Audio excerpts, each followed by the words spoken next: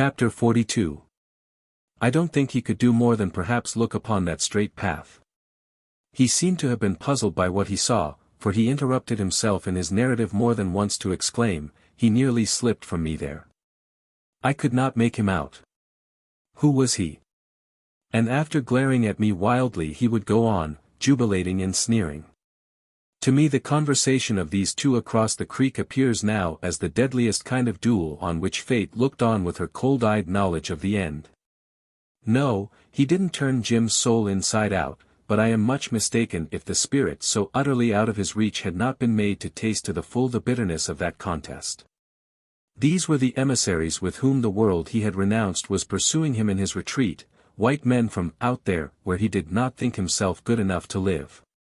This was all that came to him, a menace, a shock, a danger to his work.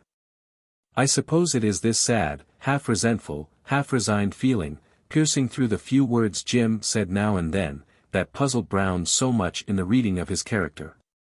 Some great men owe most of their greatness to the ability of detecting in those they destine for their tools the exact quality of strength that matters for their work. And Brown, as though he had been really great, had a satanic gift of finding out the best and the weakest spot in his victims. He admitted to me that Jim wasn't of the sort that can be got over by truckling, and accordingly he took care to show himself as a man confronting without dismay ill luck, censure, and disaster. The smuggling of a few guns was no great crime, he pointed out. As to coming to Patna, who had the right to say he hadn't come to beg? The infernal people here let loose at him from both banks without staying to ask questions. He made the point brazenly, for, in truth, Dane Wary's energetic action had prevented the greatest calamities. Because Brown told me distinctly that, perceiving the size of the place, he had resolved instantly in his mind that as soon as he had gained a footing he would set fire right and left, and begin by shooting down everything living in sight. In order to cow and terrify the population. The disproportion of forces was so great that this was the only way giving him the slightest chance of attaining his ends, he argued in a fit of coughing. But he didn't tell Jim this. As to the hardships and starvation they had gone through, these had been very real, it was enough to look at his band. He made, at the sound of a shrill whistle, all his men appear standing in a row on the logs in full view, so that Jim could see them. For the killing of the man, it had been done. Well, it had, but was not this war, bloody war, in a corner? And the fellow had been killed cleanly, shot through the chest, not like that poor devil of his lying now in the creek. They had to listen to him dying for 6 hours, with his entrails torn with slugs. At any rate this was a life for a life. And all this was said with the weariness, with the recklessness of a man spurred on and on by ill luck till he cares not where he runs. When he asked Jim, with a sort of brusque despairing frankness, whether he himself, straight now, didn't understand that when it came to saving one's life in the dark, one didn't care who else went, 300 people, it was as if a demon had been whispering advice in his ear. I made him wince, boasted Brown to me. He very soon left off coming the righteous over me. He just stood there with nothing to say, and looking as black as thunder, not at me, on the ground. He asked Jim whether he had nothing fishy in his life to remember that he was so damnedly hard upon a man trying to get out of a deadly hole by the first means that came to hand, and so on, and so on. And there ran through the rough talk a vein of subtle reference to their common blood, an assumption of common experience, a sickening suggestion of common guilt, of secret knowledge that was like a bond of their minds and of their hearts. At last Brown threw himself down full length and watched Jim out of the corners of his eyes. Jim on his side of the creek stood thinking and switching his leg. The houses in view were silent, as if a pestilence had swept them clean of every breath of life. But many invisible eyes were turned, from within, upon the two men with the creek between them, a stranded white boat, and the body of the third man half sunk in the mud. On the river canoes were moving again, for Patna was recovering its belief in the stability of earthly institutions since the return of the White Lord. The right bank, the platforms of the houses, the rafts moored along the shores, even the roofs of bathing huts, were covered with people that, far away out of earshot and almost out of sight. were straining their eyes towards the knoll beyond the Raja's stockade. Within the wide irregular ring of forests, broken in two places by the sheen of the river, there was a silence. "Will you promise to leave the coast?" Jim asked. Brown lifted and let fall his hand, giving everything up as it were, accepting the inevitable. "And surrender your arms?" Jim went on. Brown sat up and glared across. "Surrender our arms.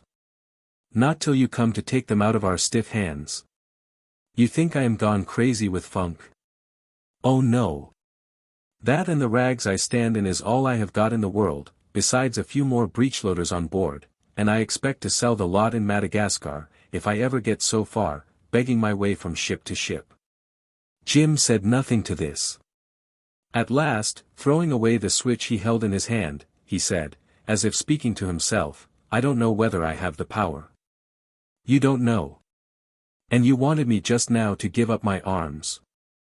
"That's good, too," cried Brown. "Suppose they say one thing to you, and do the other thing to me." He calmed down markedly. "I dare say you have the power, or what's the meaning of all this talk?" he continued. "What did you come down here for? To pass the time of day?" "Very well," said Jim, lifting his head suddenly after a long silence. "You shall have a clear road or else a clear fight." He turned on his heel and walked away. Brown got up at once, but he did not go up the hill till he had seen Jim disappear between the first houses. He never set his eyes on him again. On his way back he met Cornelius slouching down with his head between his shoulders. He stopped before Brown. "Why didn't you kill him?" he demanded in a sour, discontented voice. "Because I could do better than that," Brown said with an amused smile. "Never. Never," protested Cornelius with energy. "Couldn't. I have lived here for many years." Brown looked up at him curiously. There were many sides to the life of that place in arms against him, things he would never find out. Cornelius slunk past dejectedly in the direction of the river. He was now leaving his new friends. He accepted the disappointing course of events with a sulky obstinacy which seemed to draw more together his little yellow old face. And as he went down he glanced askant here and there, never giving up his fixed idea. Henceforth events move fast without a check, flowing from the very hearts of men like a stream from a dark source, and we see Jim amongst them, mostly through Tam Item's eyes. The girl's eyes had watched him too, but her life is too much entwined with his. There is her passion, her wonder, her anger, and, above all, her fear and her unforgiving love. Of the faithful servant, uncomprehending as the rest of them, it is the fidelity alone that comes into play, a fidelity and a belief in his Lord so strong that even amazement is subdued to a sort of saddened acceptance of a mysterious failure. He has eyes only for one figure, and through all the mazes of bewilderment he preserves his air of guardianship, of obedience, of care. His master came back from his talk with the white men, walking slowly towards the stockade in the street. Everybody was rejoiced to see him return, for while he was away every man had been afraid not only of him being killed, but also of what would come after. Jim went into one of the houses, where old Doramin had retired, and remained alone for a long time with the head of the Bugis settlers. No doubt he discussed the course to follow with him then, but no man was present at the conversation. Only Tam Item, keeping as close to the door as he could, heard his master say, "Yes. I shall let all the people know that such is my wish, but I spoke to you, O Doramin, before all the others, and alone. For you know my heart as well as I know yours and its greatest desire. And you know well also that I have no thought but for the people's good." Then his master, lifting the sheeting in the doorway, went out, and he, Tam Item, had a glimpse of old Doramin within, sitting in the chair with his hands on his knees, and looking between his feet. Afterwards he followed his master to the fort, where all the principal Bugis and Patusan inhabitants had been summoned for a talk. Tam Item himself hoped there would be some fighting. What was it but the taking of another hill? He exclaimed regretfully. However, in the town many hoped that the rapacious strangers would be induced, by the sight of so many brave men making ready to fight, to go away. It would be a good thing if they went away. Since Jim's arrival had been made known before daylight by the gun fired from the fort and the beating of the big drum there, the fear that had hung over Patusan had broken and subsided like a wave on a rock, leaving the seething foam of excitement, curiosity, and endless speculation. Half of the population had been ousted out of their homes for purposes of defense, and were living in the street on the left side of the river, crowding round the fort, and in momentary expectation of seeing their abandoned dwellings on the threatened bank burst into flames. The general anxiety was to see the matter settled quickly. Food, through Jewel's care, had been served out to the refugees. Nobody knew what their white man would do. Some remarked that it was worse than in Sharif Ali's war. Then many people did not care, now everybody had something to lose. The movements of canoes passing to and fro between the two parts of the town were watched with interest. A couple of Bugis warboats lay anchored in the middle of the stream to protect the river, and a thread of smoke stood at the bow of each.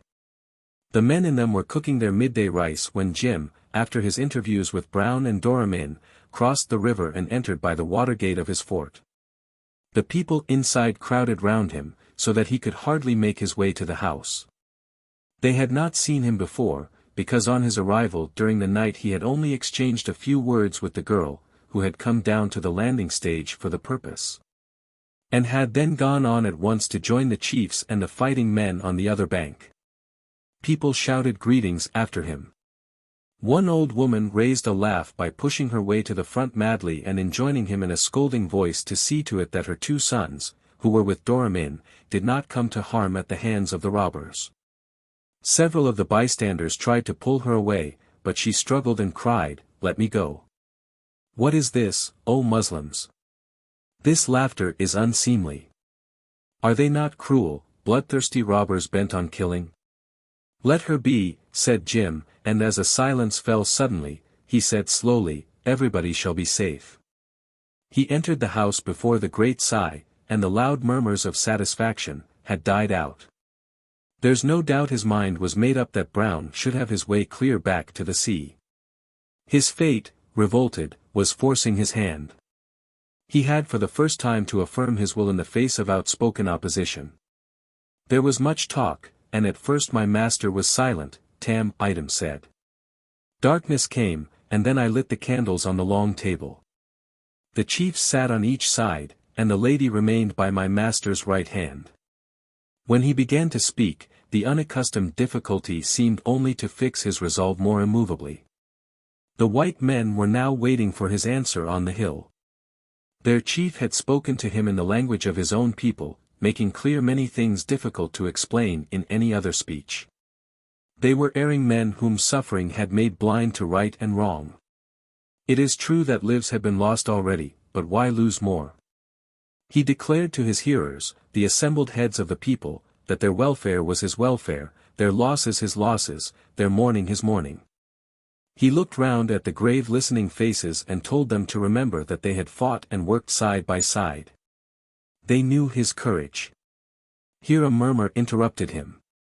And that he had never deceived them. For many years they had dwelt together.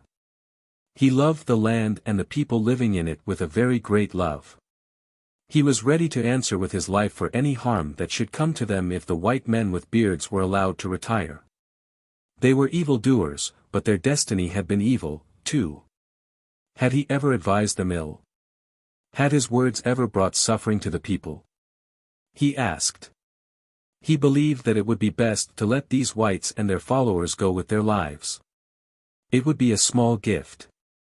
I whom you have tried and found always true ask you to let them go. He turned to Doramin. The old Nakota made no movement. Then, said Jim, call in Dane Waries, your son, my friend, for in this business I shall not lead. Chapter 43. Tam Item behind his chair was thunderstruck. The declaration produced an immense sensation. Let them go because this is best in my knowledge which has never deceived you, Jim insisted. There was a silence. In the darkness of the courtyard could be heard the subdued whispering, shuffling noise of many people. Doramin raised his heavy head and said that there was no more reading of hearts than touching the sky with the hand, but, he consented. The others gave their opinion in turn. It is best, let them go, and so on. But most of them simply said that they believed Tuan Jim. In this simple form of assent to his will lies the whole gist of the situation, their creed, his truth. And the testimony to that faithfulness which made him in his own eyes the equal of the impeccable men who never fall out of the ranks. Stein's words, romantic, romantic, seem to ring over those distances that will never give him up now to a world indifferent to his failings and his virtues. And to that ardent and clinging affection that refuses him the dole of tears in the bewilderment of a great grief and of eternal separation. From the moment the sheer truthfulness of his last 3 years of life carries the day against the ignorance, the fear, and the anger of men. He appears no longer to me as I saw him last, a white speck catching all the dim light left upon a somber coast and the darkened sea, but greater and more pitiful in the loneliness of his soul. That remains even for her who loved him best a cruel and insoluble mystery. It is evident that he did not mistrust Brown, there was no reason to doubt the story, whose truth seemed warranted by the rough frankness, by a sort of virile sincerity in accepting the morality and the consequences of his acts. But Jim did not know the almost inconceivable egotism of the man which made him, when resisted and foiled in his will, mad with the indignant and revengeful rage of a thwarted autocrat.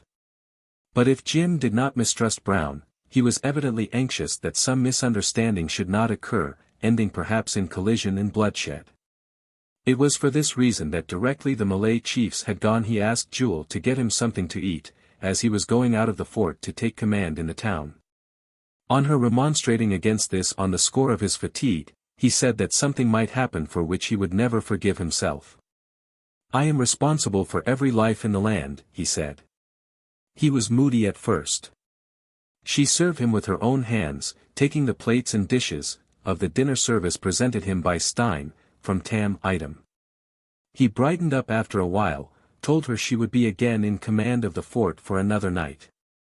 "There's no sleep for us, old girl," he said, "while our people are in danger." Later on he said jokingly that she was the best man of them all. "If you and Dane Waries had done what you wanted, not one of these poor devils would be alive today." "Are they very bad?" she asked, leaning over his chair. "Men act badly sometimes without being much worse than others," he said after some hesitation. Tam item followed his master to the landing stage outside the fort. The night was clear but without a moon, and the middle of the river was dark, while the water under each bank reflected the light of many fires, as on a night of Ramadan, Tam item said. Warboats drifted silently in the dark lane or, anchored, floated motionless with a loud ripple. That night there was much paddling in a canoe and walking at his master's heels for Tam item, up and down the street they tramped, where the fires were burning. Inland on the outskirts of the town where small parties of men kept guard in the fields. Tuan Jim gave his orders and was obeyed. Last of all they went to the Rajah's stockade, which a detachment of Jim's people manned on that night. The old Rajah had fled early in the morning with most of his women to a small house he had near a jungle village on a tributary stream. Kasim, left behind, had attended the council with his air of diligent activity to explain away the diplomacy of the day before. He was considerably cold-shouldered, but managed to preserve his smiling, quiet alertness, and professed himself highly delighted when Jim told him sternly that he proposed to occupy the stockade on that night with his own men. After the council broke up he was heard outside accosting this and that deputing chief, and speaking in a loud, gratified tone of the Rajah's property being protected in the Rajah's absence. About 10 or so Jim's men marched in. The stockade commanded the mouth of the creek, and Jim meant to remain there till Brown had passed below. A small fire was lit on the flat, grassy point outside the wall of stakes, and Tam item placed a little folding stool for his master. Jim told him to try and sleep. Tam item got a mat and lay down a little way off, but he could not sleep, though he knew he had to go on an important journey before the night was out. His master walked to and fro before the fire with bowed head and with his hands behind his back. His face was sad. Whenever his master approached him Tam item pretended to sleep, not wishing his master to know he had been watched. At last his master stood still, looking down on him as he lay, and said softly, "It is time." Tam-item arose directly and made his preparations. His mission was to go down the river, preceding Brown's boat by an hour or more, to tell Dane Waries finally and formally that the whites were to be allowed to pass out unmolested. Jim would not trust anybody else with that service. Before starting, Tam-item, more as a matter of form, since his position about Jim made him perfectly known, asked for a token. "Because, Tuan," he said, "the message is important, and these are thy very words I carry." His master first put his hand into one pocket, then into another, and finally took off his forefinger Stein's silver ring, which he habitually wore, and gave it to Tam-item. When Tam-item left on his mission, Brown's camp on the knoll was dark but for a single small glow shining through the branches of one of the trees the white men had cut down. Early in the evening Brown had received from Jim a folded piece of paper on which was written, "You get the clear road. Start as soon as your boat floats on the morning tide. Let your men be careful. The bushes on both sides of the creek and the stockade at the mouth are full of well-armed men. You would have no chance, but I don't believe you want bloodshed." Brown read it, tore the paper into small pieces, and, turning to Cornelius, who had brought it, said jeeringly, "Goodbye, my excellent friend." Cornelius had been in the fort, and had been sneaking around Jim's house during the afternoon. Jim chose him to carry the note because he could speak English, was known to Brown, and was not likely to be shot by some nervous mistake of one of the men as a Malay, approaching in the dusk, perhaps might have been. Cornelius didn't go away after delivering the paper. Brown was sitting up over a tiny fire, all the others were lying down. "I could tell you something you would like to know," Cornelius mumbled crossly. Brown paid no attention. "You did not kill him," went on the other, "and what do you get for it? You might have had money from the Raja, besides the loot of all the Bugis houses, and now you get nothing. You had better clear out from here," growled Brown, without even looking at him. But Cornelius let himself drop by his side and began to whisper very fast, touching his elbow from time to time. What he had to say made Brown sit up at first, with a curse. He had simply informed him of Dane Waries's armed party down the river. At first Brown saw himself completely sold and betrayed, but a moment's reflection convinced him that there could be no treachery intended. He said nothing, and after a while Cornelius remarked, in a tone of complete indifference, that there was another way out of the river which he knew very well. "A good thing to know, too," said Brown, pricking up his ears. And Cornelius began to talk of what went on in town and repeated all that had been said in council, gossiping in an even undertone at Brown's ear as you talk amongst sleeping men you do not wish to wake. "He thinks he has made me harmless, does he?" mumbled Brown very low. "Yes. He is a fool. A little child. He came here and robbed me," droned on Cornelius, "and he made all the people believe him. But if something happened that they did not believe him any more, where would he be? And the Bugis Dane who is waiting for you down the river there, Captain, is the very man who chased you up here when you first came."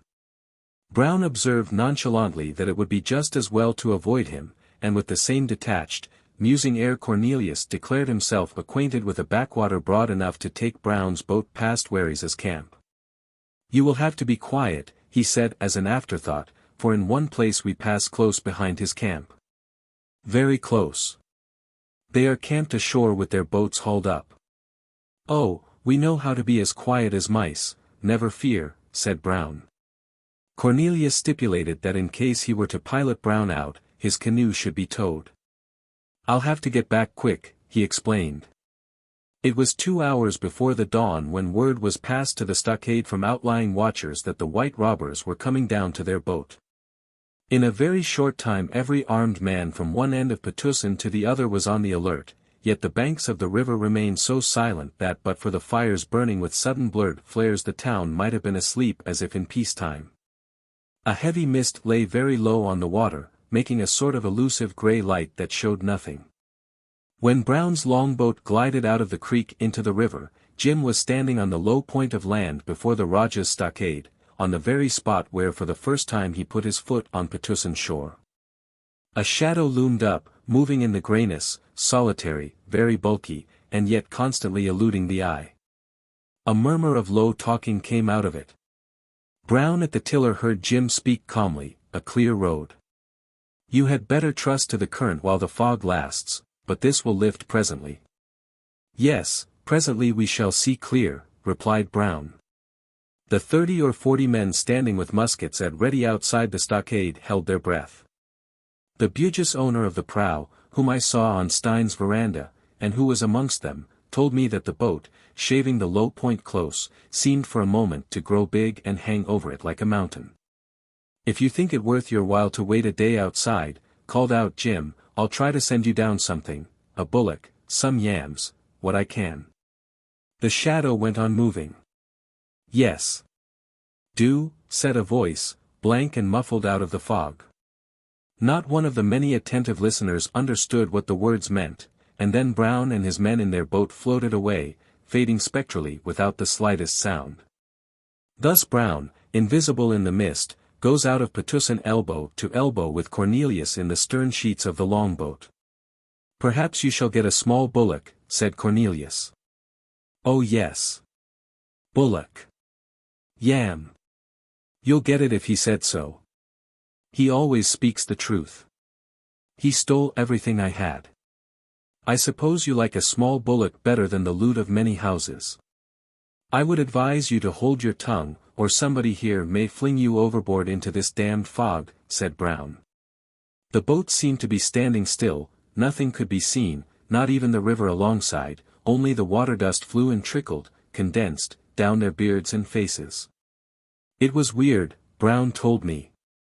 Every individual man of them felt as though he were adrift alone in a boat, haunted by an almost imperceptible suspicion of sighing, muttering ghosts. "Throw me out, would you?" "But I would know where I was," mumbled Cornelius surlily. "I've lived many years here." "Not long enough to see through a fog like this," Brown said, lolling back with his arms swinging to and fro on the useless tiller. "Yes. Long enough for that," snarled Cornelius. "That's very useful," commented Brown. "Am I to believe you could find that back way you spoke of blindfold, like this?" Cornelius grunted.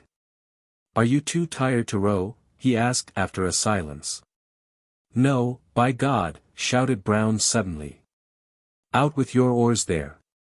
There was a great knocking in the fog, which after a while settled into a regular grind of invisible sweeps against invisible thole-pins. Otherwise nothing was changed, and but for the slight splash of a dipped blade it was like rowing a balloon car in a cloud, said Brown. Thereafter Cornelius did not open his lips except to ask querulously for somebody to bail out his canoe, which was towing behind the longboat. Gradually the fog whitened and became luminous ahead.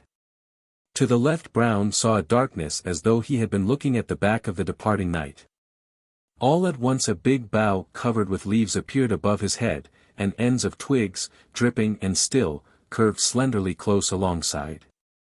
Cornelius, without a word, took the tiller from his hand. Chapter 44. I don't think they spoke together again. The boat entered a narrow by-channel, where it was pushed by the oar blade set into crumbling banks, and there was a gloom as if enormous black wings had been outspread above the mist that filled its depth to the summits of the trees. The branches overhead showered big drops through the gloomy fog. At a mutter from Cornelius, Brown ordered his men to load. "I'll give you a chance to get even with them before we're done, you dismal cripples, you," he said to his gang. "Mind you don't throw it away, you hounds." Low growls answered that speech. Cornelius showed much fussy concern for the safety of his canoe. Meantime Tam-Item had reached the end of his journey. The fog had delayed him a little, but he had paddled steadily, keeping in touch with the south bank. By and by daylight came like a glow in a ground-glass globe. The shores made on each side of the river a dark smudge, in which one could detect hints of columnar forms and shadows of twisted branches high up. The mist was still thick on the water, but a good watch was being kept, for as Item approached the camp the figures of two men emerged out of the white vapor, and voices spoke to him boisterously. He answered, and presently a canoe lay alongside, and he exchanged news with the paddlers. All was well. The trouble was over. Then the men in the canoe let go their grip on the side of his dugout and incontinently fell out of sight. He pursued his way till he heard voices coming to him quietly over the water, and saw, under the now lifting, swirling mist, the glow of many little fires burning on a sandy stretch, backed by lofty thin timber and bushes. There again a lookout was kept, for he was challenged.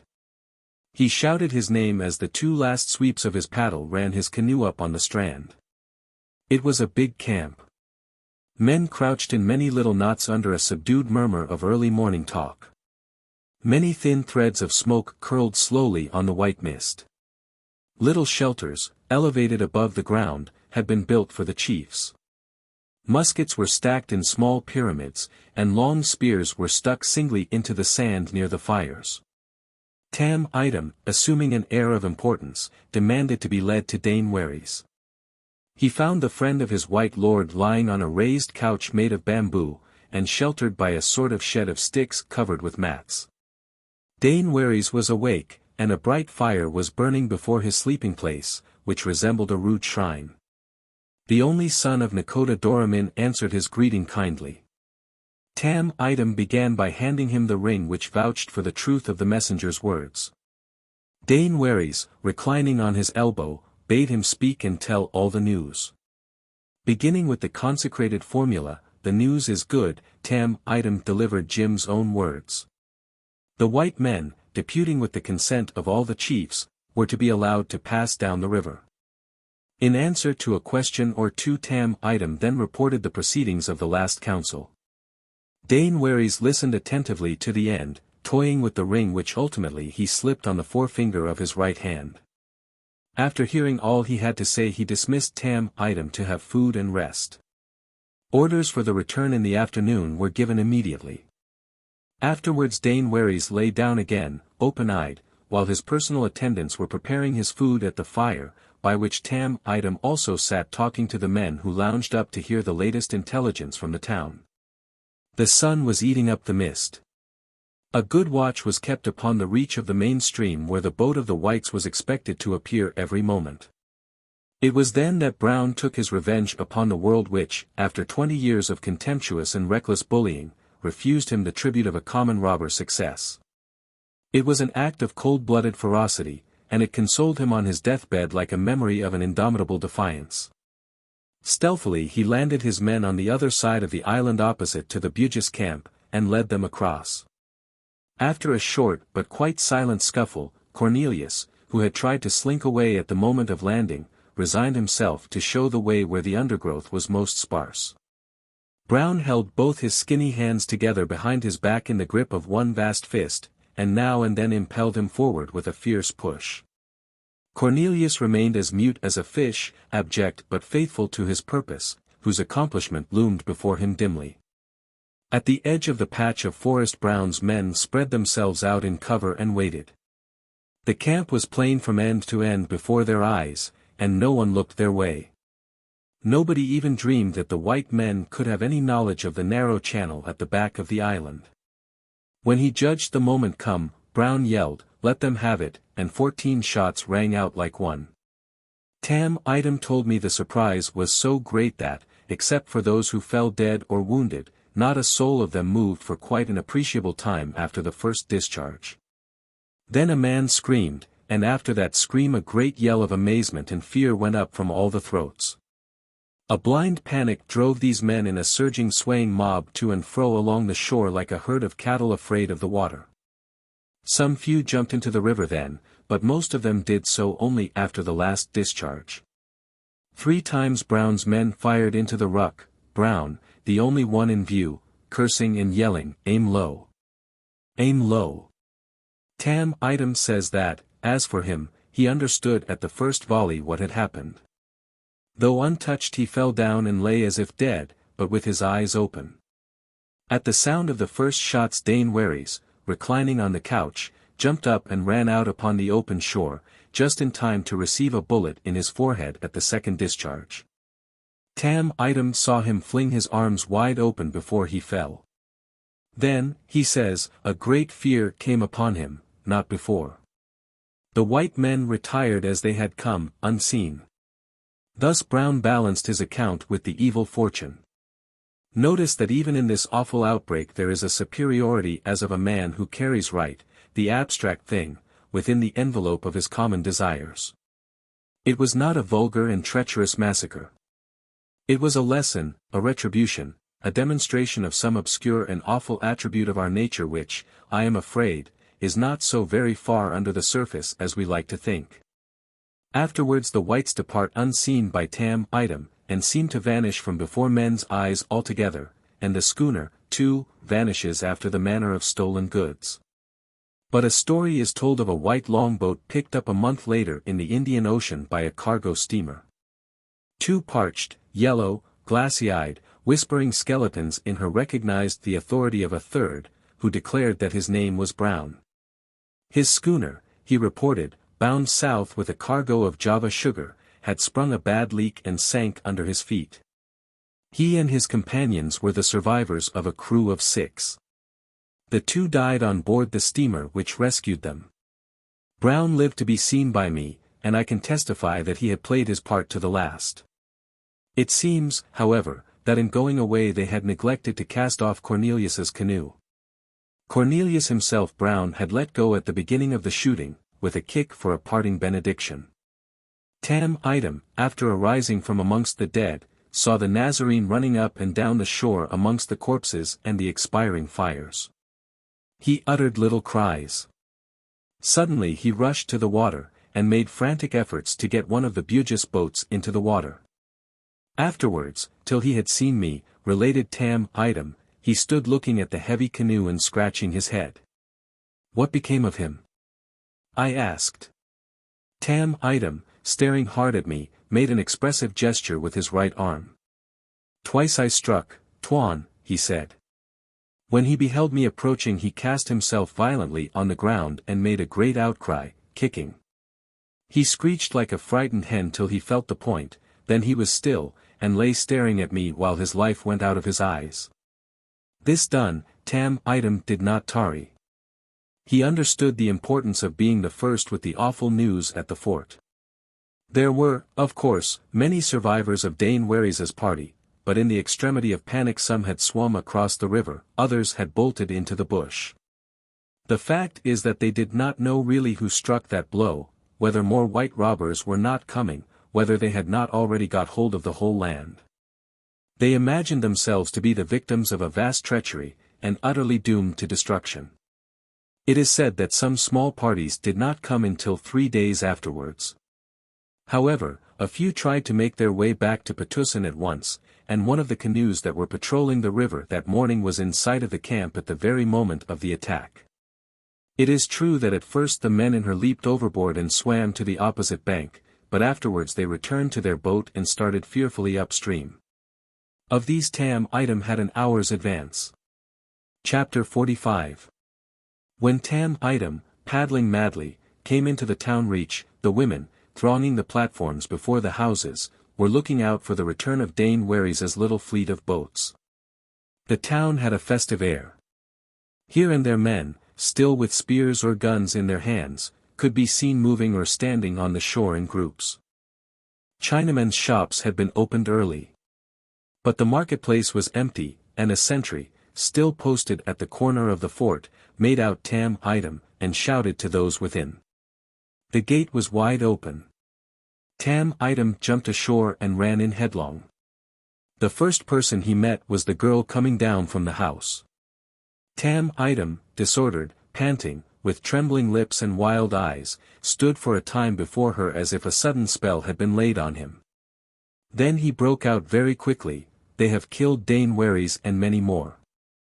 She clapped her hands, and her first words were, "Shut the gates." Most of the fort men had gone back to their houses, but Tam item hurried on the few who remained for their turn of duty within. The girl stood in the middle of the courtyard while the others ran about. "Doramin," she cried despairingly, as Tam item passed her. Next time he went by he answered her thought rapidly, "Yes." But we have all the powder in Patusan. She caught him by the arm, and, pointing at the house, call him out, she whispered, trembling. Tam Item ran up the steps. His master was sleeping. It is I, Tam Item, he cried at the door, with tidings that cannot wait. He saw Jim turn over on the pillow and open his eyes, and he burst out at once. This, Tuan, is a day of evil, an accursed day. His master raised himself on his elbow to listen, just as Dane Waries had done. And then Tam Item began his tale, trying to relate the story in order, calling Dane Waries Panglima, and saying, the Panglima then called out to the chief of his own boatmen. Give Tam Item something to eat, when his master put his feet to the ground and looked at him with such a discomposed face that the words remained in his throat. Speak out, said Jim. Is he dead? May you live long, cried Tam Item. It was a most cruel treachery. He ran out at the first shots and fell. His master walked to the window and with his fist struck at the shutter.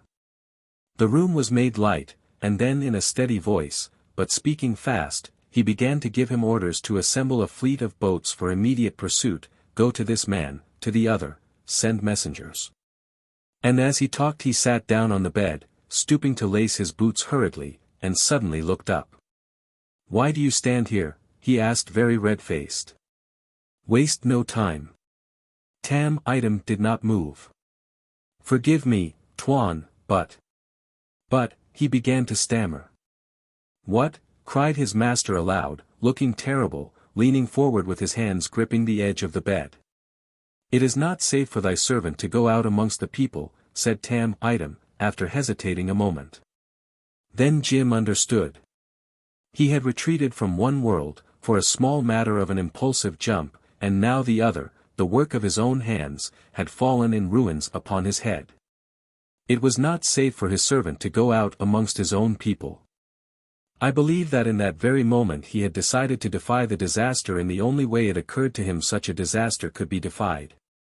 But all I know is that, without a word, he came out of his room and sat before the long table, at the head of which he was accustomed to regulate the affairs of his world, proclaiming daily the truth that surely lived in his heart. The dark powers should not rob him twice of his peace. He sat like a stone figure. Tam Item, deferential, hinted at preparations for defense. The girl he loved came in and spoke to him, but he made a sign with his hand, and she was awed by the dumb appeal for silence in it. She went out on the veranda and sat on the threshold, as if to guard him with her body from dangers outside. What thoughts passed through his head, what memories? Who can tell? Everything was gone, and he who had been once unfaithful to his trust had lost again all men's confidence. It was then, I believe, he tried to write, to somebody, and gave it up. Loneliness was closing on him. People had trusted him with their lives, only for that, and yet they could never, as he had said, never be made to understand him. Those without did not hear him make a sound. Later, towards the evening, he came to the door and called for Tam Item. Well, he asked. There is much weeping. Much anger too, said Tam Item. Jim looked up at him. You know, he murmured. Yes, Tuan, said Tam Item. Thy servant does know, and the gates are closed. We shall have to fight. Fight? What for? He asked. For our lives. I have no life, he said.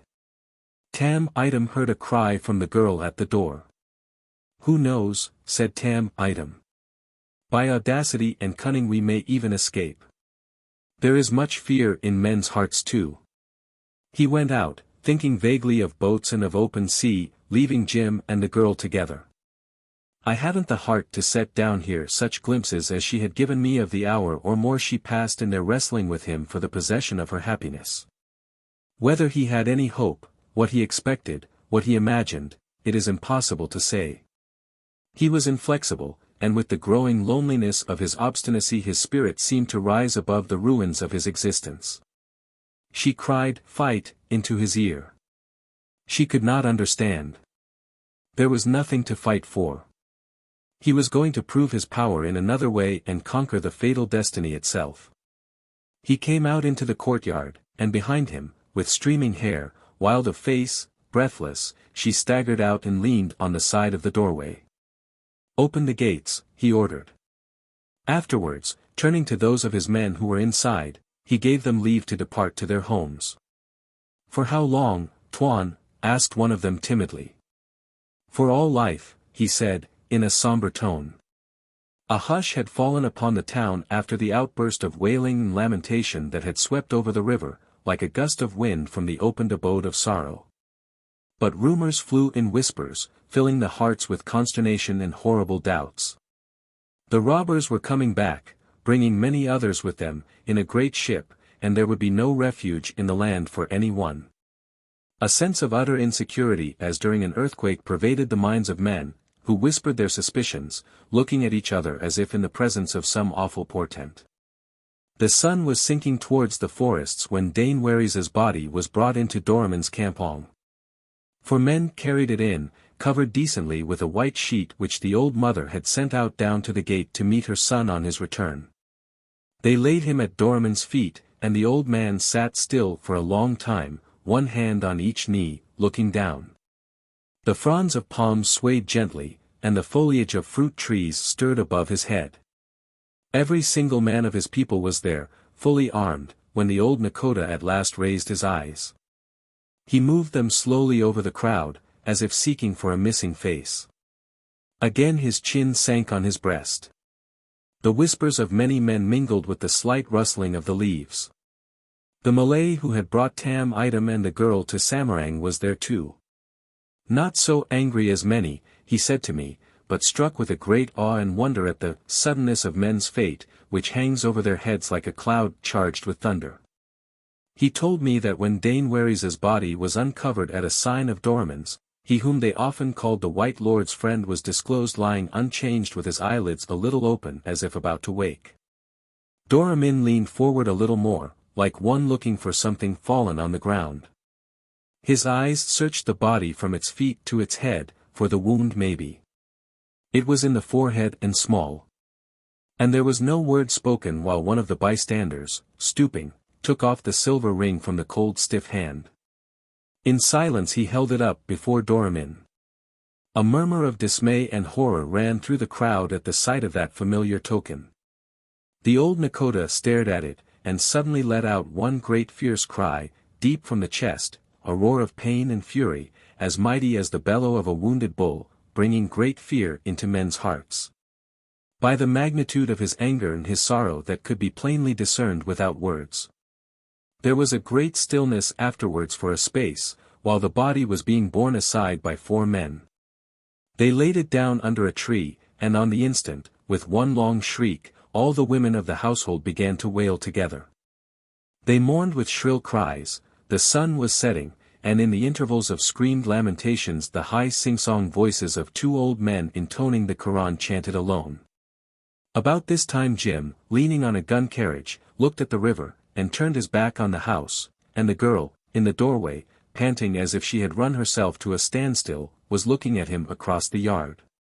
Tam Item stood not far from his master, waiting patiently for what might happen. All at once Jim, who seemed to be lost in quiet thought, turned to him and said, "Time to finish this." "Tuan," said Tam Item, advancing with alacrity. He did not know what his master meant, but as soon as Jim made a movement the girl started too and walked down into the open space. It seems that no one else of the people of the house was in sight. She tottered slightly, and about halfway down called out to Jim, who had apparently resumed his peaceful contemplation of the river. He turned round, setting his back against the gun. "Will you fight?" she cried. "There is nothing to fight for," he said, "nothing is lost." Saying this he made a step towards her. "Will you fly?" she cried again. "There is no escape," he said, stopping short, and she stood still also, silent, devouring him with her eyes. "And you shall go?" she said slowly. He bent his head. "Ah," she exclaimed, peering at him as it were, "you are mad or false. Do you remember the night I prayed you to leave me, and you said that you could not? That it was impossible. Impossible. Do you remember you said you would never leave me? Why? I asked you for no promise. You promised unasked, remember. Enough, poor girl, he said. I should not be worth having. Tam said that while they were talking she would laugh loud and senselessly like one under the visitation of God. His master put his hands to his head.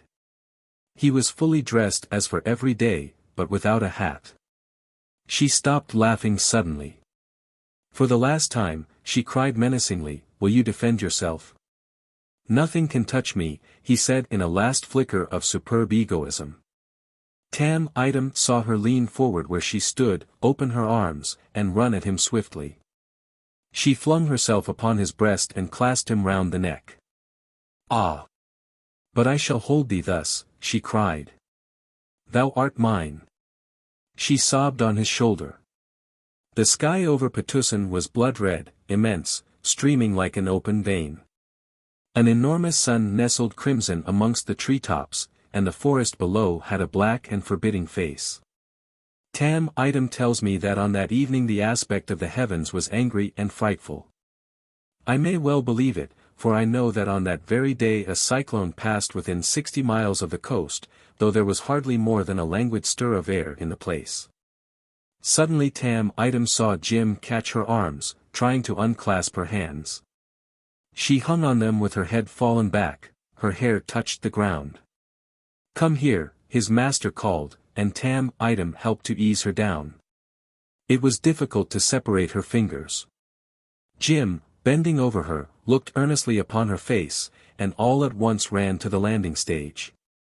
Tam followed him, but turning his head, he saw that she had struggled up to her feet. She ran after them a few steps, then fell down heavily on her knees. Tuan! Tuan, called Tam look back, but Jim was already in a canoe, standing up paddle in hand. He did not look back. Tam had just time to scramble in after him when the canoe floated clear. The girl was then on her knees, with clasped hands, at the water gate. She remained thus for a time in a supplicating attitude before she sprang up. You are false. She screamed out after Jim. Forgive me, he cried. Never. Never, she called back. Tam took the paddle from Jim's hands, it being unseemly that he should sit while his lord paddled. When they reached the other shore his master forbade him to come any farther, but Tam did follow him at a distance, walking up the slope to Doramin's kampong. It was beginning to grow dark. Torches twinkled here and there. Those they met seemed awestruck, and stood aside hastily to let Jim pass. The wailing of women came from above. The courtyard was full of armed Bugis with their followers, and of Patna people. I do not know what this gathering really meant. Were these preparations for war, or for vengeance, or to repulse a threatened invasion?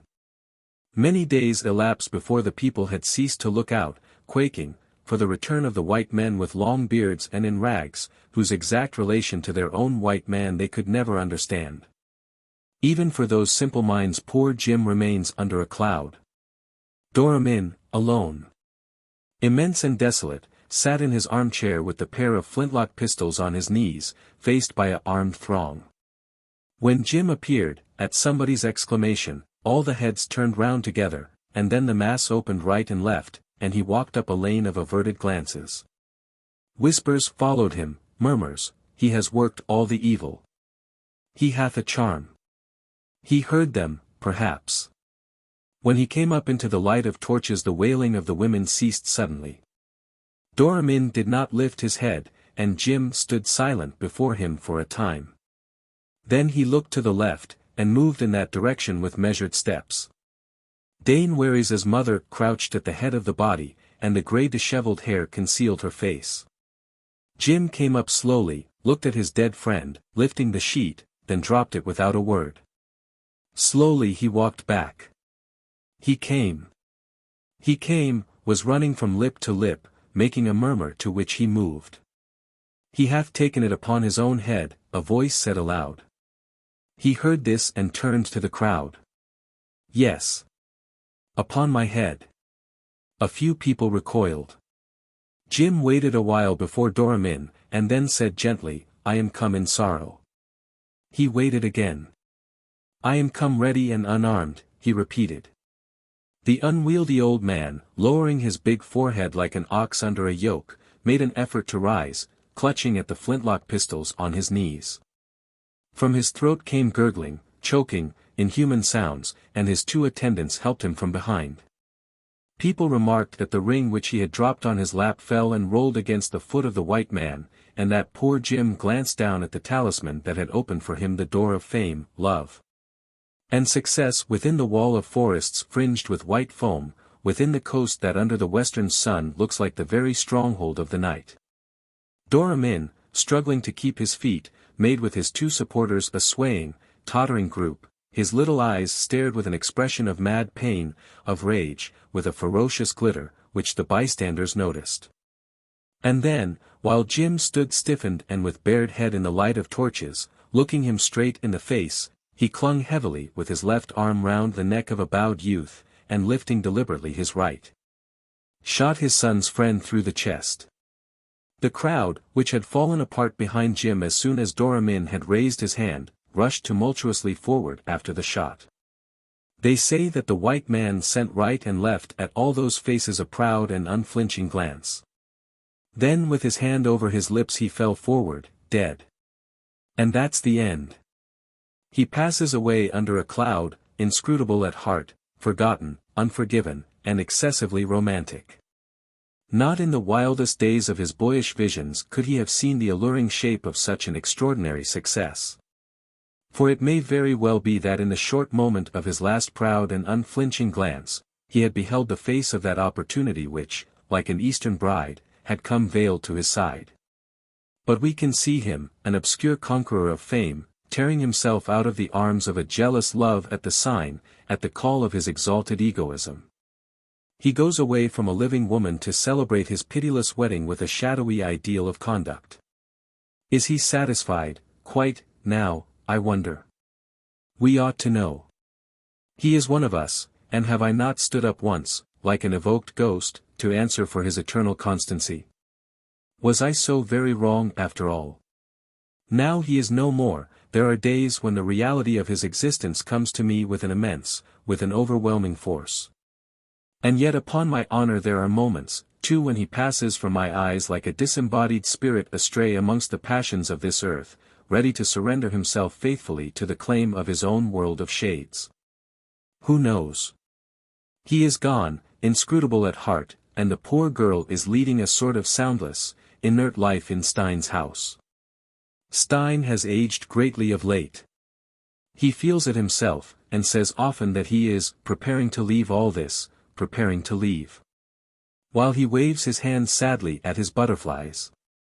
September 1899 to July 1900.